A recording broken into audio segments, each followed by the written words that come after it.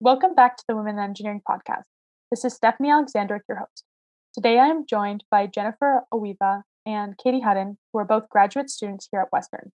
We're going to speak with them today to help you determine the hard question of, is grad school right for me? How are you guys doing today? Good. Good. Thank you Thank been you a for chill day. Awesome. Okay. Had a lot of meetings and got to this now. So a nice break.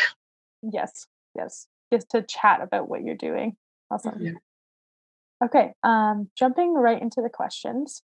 For the first one, what was your undergraduate experience like, and how did it lead to considering grad school? So I kind of knew I wanted to do grad school like when I entered university, because I grew up in Italy and everyone there does do a master's to then find a job. So I already knew to even the playing field for myself in Europe, like I needed at least that. But like further into my undergrad, the year we had to decide to do internship or not, I realized that I was interested in continuing my studies. So I decided to not do internship and just get it all done with. Hopefully the aim is also a PhD, but that one is a little more down the line because I just started my master's like 2 months ago. But yeah, like I just realized I liked studying and I'm good at like coursework and schoolwork.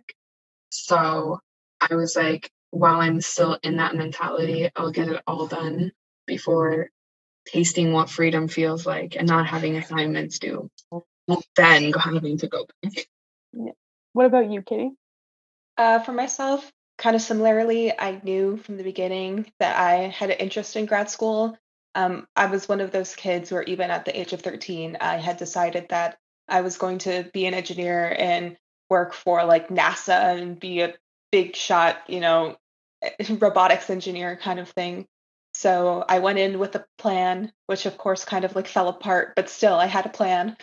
Um, so yeah, I knew like kind of what I was interested in, and I knew that for like the industry that I was interested in, that master's degrees was kind of like the base level that the majority of like people I would talk to in that industry, they all had a master's degree. So I did my undergrad at Western and I went into mechatronics because I said I had an interest in robotics and wanted to go into that industry. My undergrad experience, it started off, I would say, like a little rough. I feel like most people's will relate to that, where time management was an issue and everything, but that improved over time. And I really enjoyed like the engineering culture at Western and getting involved in extracurriculars. So when I was thinking about like continuing with grad studies, I was like, oh, I do enjoy my time at school. I like studying, and I don't think like I would enjoy continuing like in this environment and with school. So that was a factor. What industry do you want to work in? So I've been more leaning towards like really kind of niche to say, but like space robotics or just kind of things more in like the aerospace industry. So I'm interested in like guidance, navigation, and control, as well as like my thesis involves like AI. So either one of those I'm very interested in as it applies to like the space industry specifically. But we'll see. That's kind of the goal. But Nice. That's really exciting. What kind of graduate program are you doing, and what is your focus? So I am in mechanical, and that's what I did my undergrad in, and that's what I'm doing my master's in. And more specifically, I am interested in testing different microstructures and how they perform aerodynamically. So I'm basically just putting structures into a wind tunnel and hoping something comes out. But yeah, how I got here, I don't fully know. I know what I dislike, and that's the humanities, and I like math. I like what I'm doing, and I really like the like design aspect of things. And then throughout my undergrad, I realized I liked thermal and fluids, so I'm glad that I can mix both of them together, and then hopefully like find what I'm researching and apply it to like even aerodynamic car studies.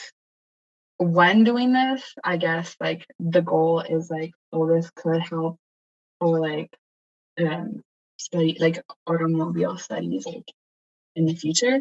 Um, I don't know specifically if this would like really relate to a specific sector I'm planning on working in. Again, I don't think I've planned that far, but I can see how it could be useful, especially because I'm getting to learn very well the simulation apps like ANSYS and Fluent, and also just like being able to correctly research and like become professional in a specific like field. It will help definitely in the job I'm saying. Yeah. Within Eng, I think a lot like the skills you learn when you're doing like undergrad, graduate, or even at like different jobs, like you're gonna use that wherever you go. It just what exactly that's gonna be will depend, like what specifically you're applying it to. Yeah, so I'm doing a Master's of Engineering Science in Electrical Engineering, and my focus within that is robotics and control systems. And I'm also doing a collaborative specialization in planetary science and exploration with the Western Space Institute. So one of the things is that various master's programs allow you to do collaborative specializations with different institutes at Western. And as somebody said who's interested in the space industry, I this is kind of my way of making like an aerospace related degree because Western doesn't have an aerospace engineering master's. So, as I said, I went from mechatronics to electrical because I realized that that is definitely more my speed than mechanical. So I kind of went down that path. And in terms of my actual research, as I said, it's kind of hard to put into words, but it is using machine learning algorithms on LiDAR point clouds to do damage assessment on space stations. So that's kind of the end goal. Right now, I'm just I said, like simulating like on cubes and cylinders and trying to like identify those shapes with damage done to them. So starting simply, but the end goal would be for damage assessment on like space structures. What are different types of graduate programs available at Western? I can speak on this. So there are six different sort of disciplines for, well, actually, no, five different sort of disciplines for master's and PhD programs at Western. They're biomedical, chemical and biochemical, civil and environmental, electrical and computer, and mechanical and materials. Um, and so for most of those, you could either do a master's of engineering science and a PhD, and some of them you can also do a master's of engineering.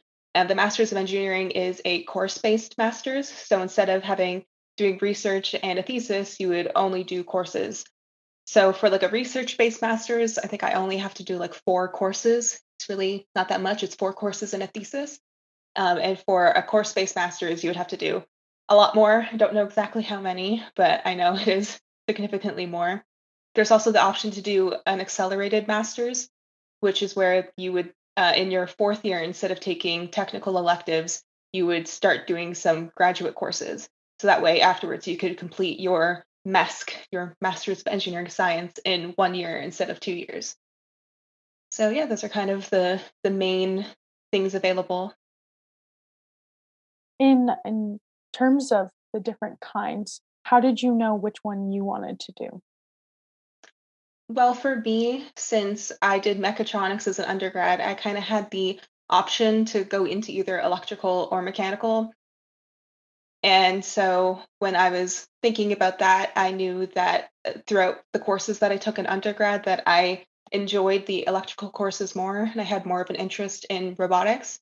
And one of the sort of subsections under electrical was robotics and control systems. So that's how I sort of decided that that's what I wanted to pursue.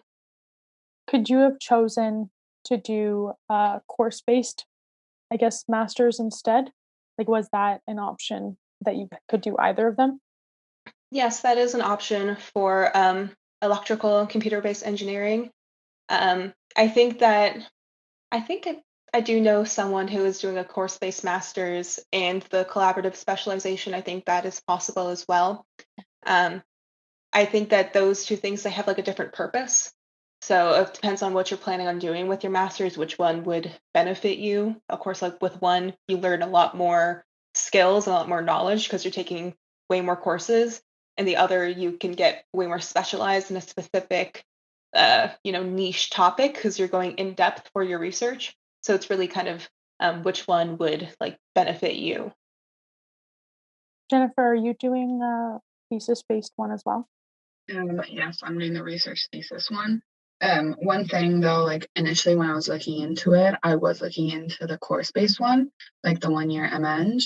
But something that I found that the prof told me that like helped a lot. Like if I like, because I am thinking potentially for PhD, having like you can always have from your course-based go into your PhD, but having the thesis one helps prepare you for the exam and for going into PhD because all PhDs are research based, from what I understood.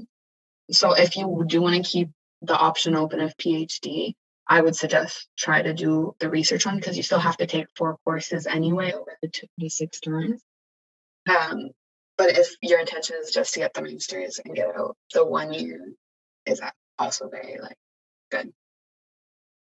Okay, the next question is, can you describe what differences you've noticed between undergraduate versus graduate programs? So first of all, how you find information and how you receive information is very different undergrad and grad. You would think, considering it's the same school and there's less people in graduate, that like you would have a similar and easier way to get all the information. It's not. You have to relearn how to go through all the websites, really. And also, the biggest difference and shock, I think, to me is like the amount of information that's just thrown to you and then you have to manage it yourself and have something for the next week. Because in undergrad, you're used to assignments, deadlines, they tell you exactly what they want. They give you like your paper, you have to come back next week with it done. And, like, as stressful as that is, at least they provide a structure. Well, in grad, I find that like I've had to learn and I'm starting to like finally get a kind of a hold of it. Like just creating a structure for myself because then at the same time we're managing classes or managing research. And the research has to do with meeting with different supervisors, with different people for different things. And then additionally, we also have to TA. So then the hours that go towards that, we have to manage ourselves. And we are expected by the end of the week to still have something to show for each of these sections. So yeah, I would just say the biggest thing I've noticed is like time management skills and how they vary. I've heard that from someone else who's done grad school that um, it's another learning curve of being able to manage your time properly with everything that's going on. I do agree with that, but I also found that um with like my schedule because it was so like the number of courses I was taking doing the research degree was way fewer than the number of courses in undergrad that I was like my schedule's opened up in terms of like I don't have as many classes or as many like lectures to do. So that was kind of nice. Um, but then it's also like, yes, the expectations that you are doing work independently is very much there. Um, so even though sometimes I found my experience, I started right after I finished undergrad, like that May, I went into my master's. And even though my supervisor said that there would be like work for me to do, there really wasn't, and I spent the summer kind of being like, "I feel like I should be doing stuff, and I'm not really doing things." So, kind of like finding that balance of being patient, but also taking initiative, that was kind of different than in undergrad, where, yes, the expectations are very clear and lined out with all the deadlines of when things are due, and that's not really the case in grad school. Additionally, like I said, with having fewer classes and everything, you need to put more effort into getting to know people, whether that be through extracurriculars or getting to know the people in your lab group. But I found that at the beginning, it could be kind of like a little isolating, especially if like a lot of your friends have graduated from undergrad and like left, and you're still like staying behind and being like, okay, time to instead like meet new people, then figure out um, how to do that. So that was kind of a difference from undergrad. What skills have you learned so far in the program, and what do you expect to get out of your program? I definitely have learned some more like in-depth knowledge around certain topics. So I felt like during undergrad, I didn't really get to some very specific courses until fourth year, and that kind of continued like with masters. The courses that I was taking were more in depth around like I was taking machine learning courses and robotics and navigation courses that just weren't available to me in undergrad.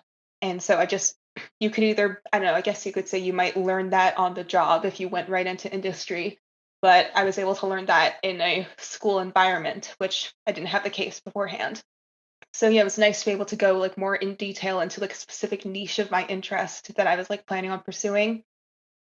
And so in terms of what do I expect to get out of the program, I would say more so, yeah, like being able to explore those specific interests and also like being able to have like the opportunities that grad school provides beyond just the courses, but also the resources in terms of the connections to other like programs and to other like institutions. Being a grad student allows you sort of to explore like those routes through conferences and um, other events. So I'm hoping so like to get out of it to be able to uh, words are hard. Yeah, to have so like more a more specific technical knowledge in the area of interest that I have, as well as so to be able to have access to like those resources in terms of networking and stuff like that. Yeah.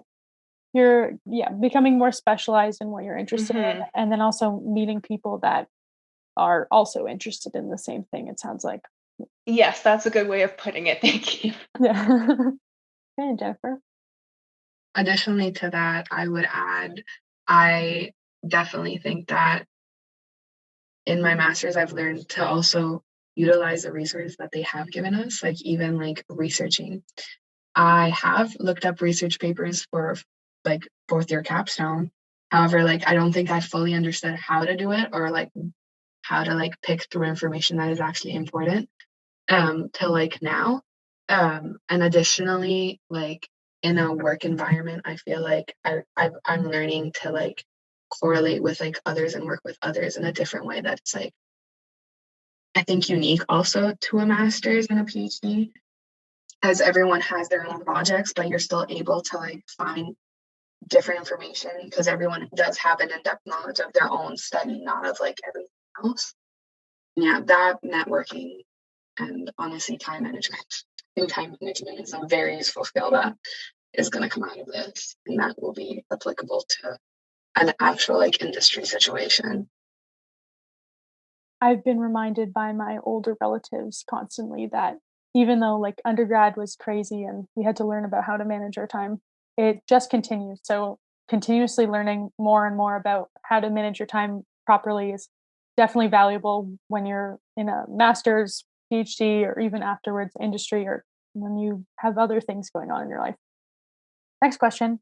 What opportunities lie after graduate studies, specifically after a master's?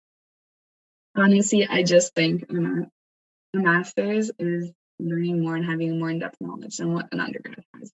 So then in a work situation, like after school, I do think industry does realize that and also compensates for that. Because the thing is, like, if you have a master's and a PhD, like you have papers to prove that like you do have certain skills and in-depth knowledge that doesn't like that certain undergrads going in for the same position wouldn't have. So I think you do have a foot up there. Obviously, when you go in, like you're still entry, like you learn on the job, they train and whatever. But I definitely think like having the skill set and even them knowing that we can independently look for stuff on our own with like that motivation helps like a lot even. Just to kind of add to that, I do think it is very important to know what industry that you are interested in if you decide you want to pursue a degree, because there are certain industries where a graduate degree, like a master's, is not necessary. Um, and like it, most people find success through just an undergraduate degree. So I don't think that people should necessarily be doing or pursuing graduate studies for the sake of having one. I think you should really consider if it is right for you and for what you want to pursue.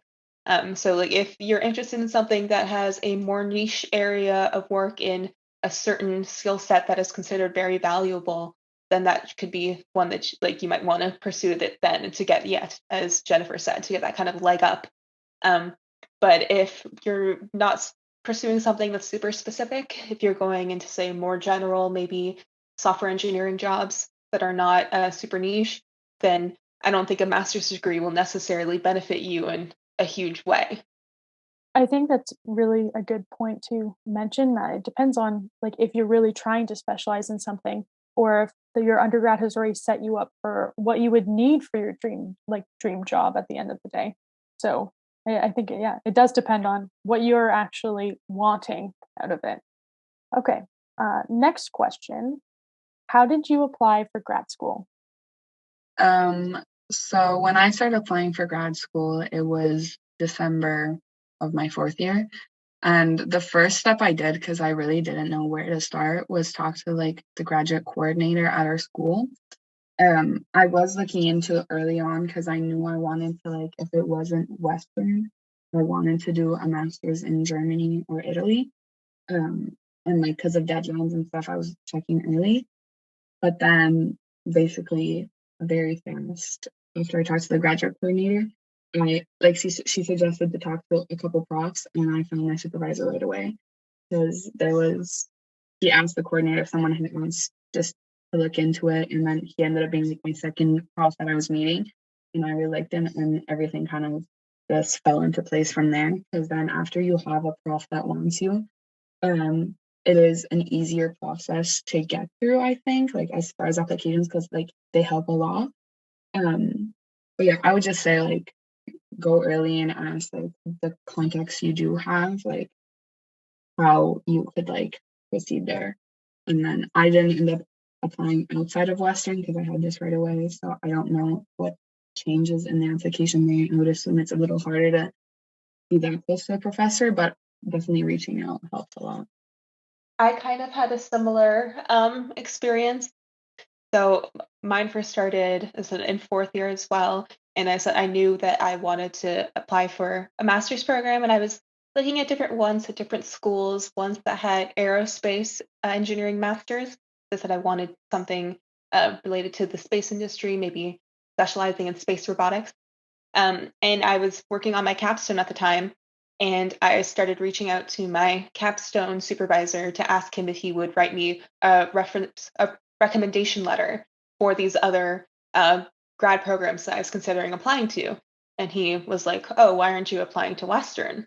I was like, "Well, Western doesn't have an aerospace engineering program. They don't even have a mechatronics engineering program." And he said, "Well, if you want to do space, like we can do space.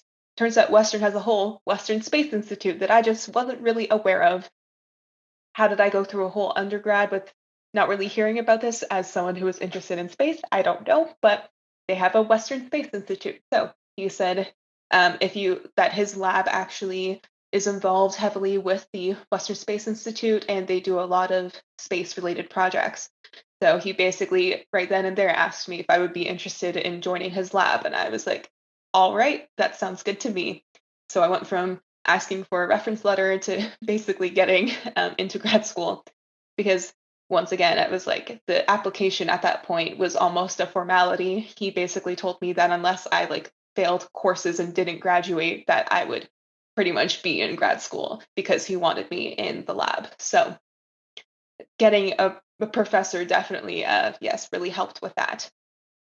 As a follow-up to that, and I knew about this before, and just for our listeners, um, if let's say someone doesn't have a professor or even does have a professor, what sort of grade, I guess, cutoffs are the graduate programs looking for at Western at least?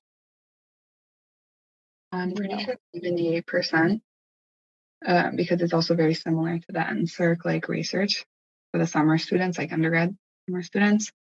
But yeah, because I remember being concerned that I wasn't going to get a 78, but I did. I did. I made it through. Yes, I'm trying to remember because it was like a almost 2 years ago now for me that I was applying. But it was I remember it being like the minimum was somewhere in the 70s, but as I said, with my supervisor, he was basically saying that he didn't really care. He was like, "I like your work, so I don't really care what your marks are." Um, I will say I was above the minimum, but um, It's nice to so have that kind of confidence yeah. anyways. Yeah. Okay. Mhm. That's good to know. Because especially my fourth year was the COVID year, so I was doing everything online. Um, so it was a little bit more difficult than normal in terms of like trying to learn everything because it was a new learning experience. Um, so yeah, I mean, it was nice to have the confidence of my supervisor. I don't really know, yeah, what that experience would be like applying without that. So Mhm. It sounds like everyone should try to find a professor that yeah. wants to take them on, is what I'm hearing. As I said, like I did apply to some other schools or was in the process of applying to some other schools where I didn't wasn't in contact with a supervisor. And my strategy was to at least like go through like look them up online, look at the professors in the departments and find their areas of research and see what areas of research I was interested in. A lot of applications, even if you haven't reached out personally to the professor, you can still say what professor you have an interest in working with. Because I've heard like on some professors' websites, they say like, do not email me, like, do not contact me about if you want to be a grad student. Like, they are not about it. It can be like up to the specific professor. So for some grad schools, it was like, just tell us which one you're interested with, and we will like let them know, and they can like look at your resume, reference letters, and stuff. So they said, yeah, kind of got lucky, but there is definitely a path if you don't have a supervisor. It's just easier with one. Yeah. Okay.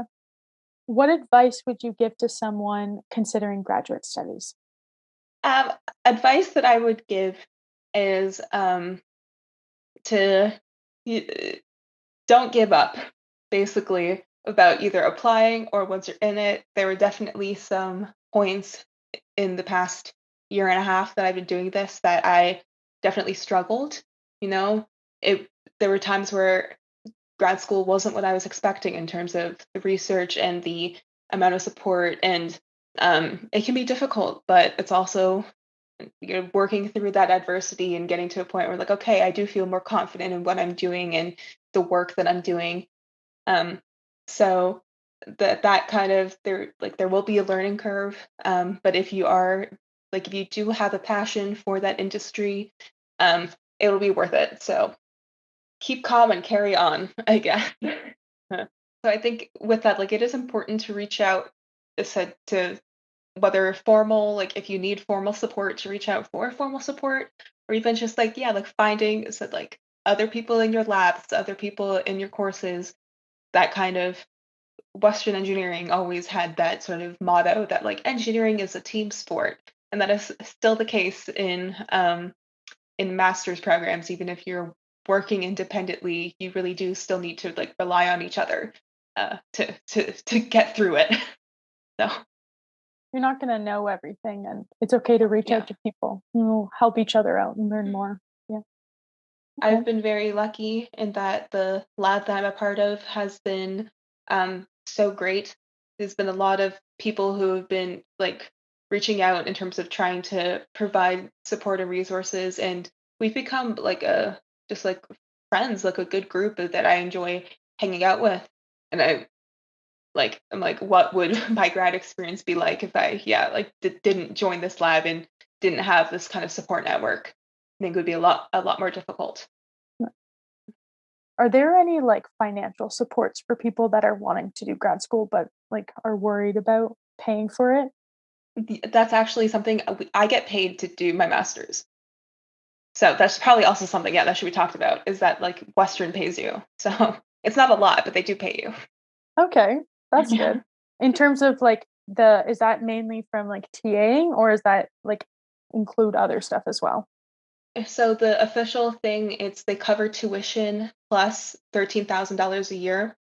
That's like at the minimum without additional funding from like research proposals and stuff. So you can get more than that, but the base is tuition plus 13,000, which is, just over $1,000 a month. I said it's not really enough to live off of, but it helps. Mhm.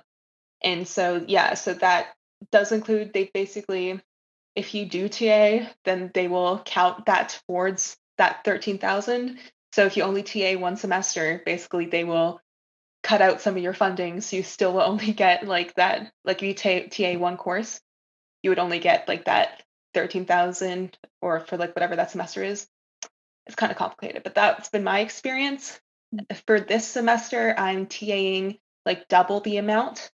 So I'm doing basically overtime. And so I am getting paid more for that than like the minimum amount because I'm TAing double the hours. But if I was TAing only the normal amount of hours, then I basically would be working for free, kind of. Like I would be getting that amount whether or not I TA'd.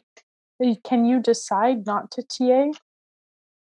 You can, but it's kind of like looked down upon, and that I like in terms of like they need the TAs, so they really, really want you to TA.